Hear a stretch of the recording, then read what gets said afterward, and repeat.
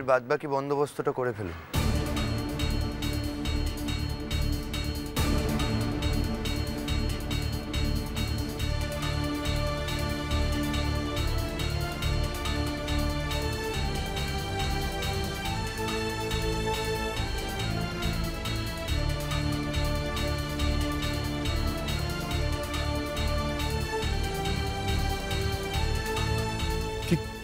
কি বিয়েটা হচ্ছে। পপল, কি বলছো কি তুমি? তোর কি মাথাটা খারাপ হয়ে গেছে? হ্যাঁ, আচ্ছা পপুল, মেয়েটা তোমাকে কি এমন বললো যে তুমি বিয়েটা করতে রাজি হয়ে গেলে? আর কতক্ষণ অপেক্ষা করতে হবে? একটু তাড়াতাড়ি করুন প্লিজ।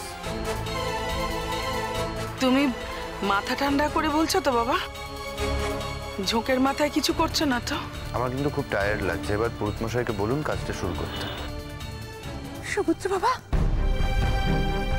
ও বাবা, বাবা তুমি বেঁচে থাকো বাবা। আমি তোমাদের দুহাত ভরে আশীর্বাদ করি বাবা, বেঁচে থাকো তুমি। পপল, তুমি যদি এই বিয়েটা করতে রাজি হও, আমরা কিন্তু কেউ থাকবো না, বেরিয়ে যাবো। পপল, দেখি দাদা। কি হলো চন্দ্রজিৎ? তোমরা এগো বৌদি, আমি আসছি। একটা কথা মনে রেখো পপুল, এই মেয়েকে যদি বিয়ে করো, আমি কিন্তু ওকে বউ বলে মেনে নেবো না কিছুতেই। তবুও বিয়েটা হচ্ছে মা।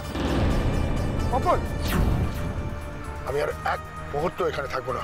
চলো সিস্টার, চলো তোমরা চলো।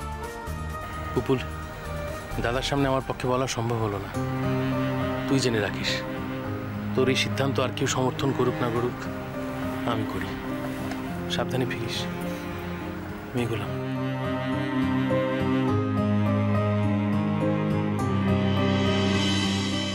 চলো বাবা, চলো চলো বিশু দাদা, চলে এসো। চমা। পুরোহিত মশাই, আপনি মন্ত্র পড়তে শুরু করে দেন।